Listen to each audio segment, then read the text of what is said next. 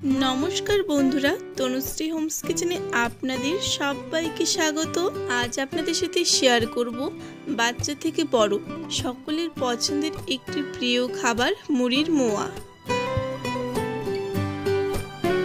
बंधुरा भिडियोटी शुरू करार आगे आमार एई चैनेलटी यदि सबस्क्राइब करे ना थाके सबस्क्राइब करे नेওয়ার अनुरोध रइल। तार साथे पाशे थाका बेल आइकनटिও प्रेस करे नेবেন যাতে আমার চ্যানেলে আসা প্রত্যেকটি ভিডিওর নোটিফিকেশন সবার আগে আপনাদের কাছে পৌঁছে যায়। এখন সবার প্রথমেই মুড়ির মোয়া বানানোর জন্য আমি এখানে পরিমাণ মতো মুড়ি নিয়েছি। ওজনে আছে এখানে 200 গ্রাম মুড়ি। আপনারা নিজেদের পরিমাণ অনুযায়ী এখানে মুড়ির পরিমাণটা বাড়িয়ে বা কমিয়ে নেবেন।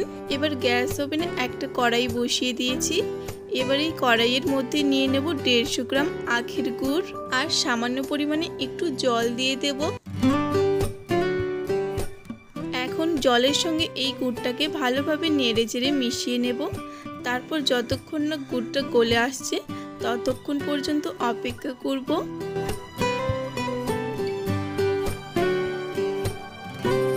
গুড়টা এখন ভালোভাবে গলে গেছে।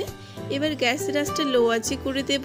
এখন একটু সময় নিয়ে এই গুড়টাকে অনবরত নেড়েচেড়ে রান্না করে নিতে হবে যতক্ষণ না মুড়ির মোয়া তৈরি করার জন্য এই গুড়ের পাকটা খুব সুন্দরভাবে তৈরি হয়ে যাচ্ছে।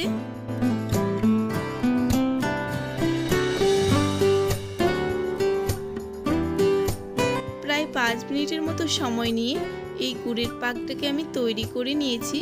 আর এখন দেখুন বন্ধুরা, এটা ঠিক এইভাবে তারের মতো হয়ে পড়ছে।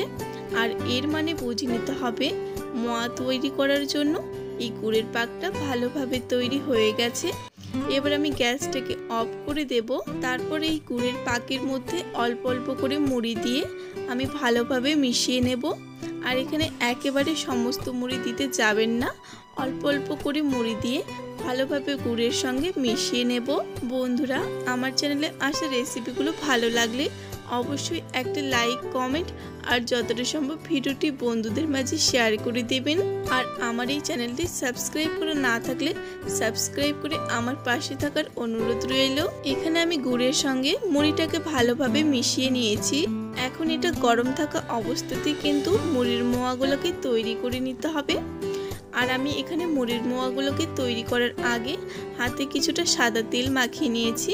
এর ফলে এই মুড়ির মোয়াগুলো তৈরি করতে অনেক সুবিধা হবে। এবার এই মিশ্রণ থেকে আমি অল্প অল্প করে মুড়ির মিশ্রণ নিয়ে এই মুড়ির মোয়াগুলোকে তৈরি করে নেব। আর বন্ধুরা আপনারা এখানে নিজেদের পছন্দ অনুযায়ী ছোট বা বড় আকারে এই মুড়ির মোয়াগুলোকে তৈরি করে নেবেন। বন্ধুরা আজকের এই রেসিপিটি আপনাদের কেমন লেগেছে কমেন্ট করে জানাতে আমাকে একেবারে ভুলবেন না। রেসিপিটি ভালো লাগলে অবশ্যই একটা লাইক কমেন্ট আর যতটা সম্ভব ভিডিওটি বন্ধুদের মাঝে শেয়ার করে দেবেন। ভিডিওটি শেষ পর্যন্ত দেখার জন্য সকলকে অসংখ্য ধন্যবাদ। সবাই ভালো থাকবেন, সুস্থ থাকবেন।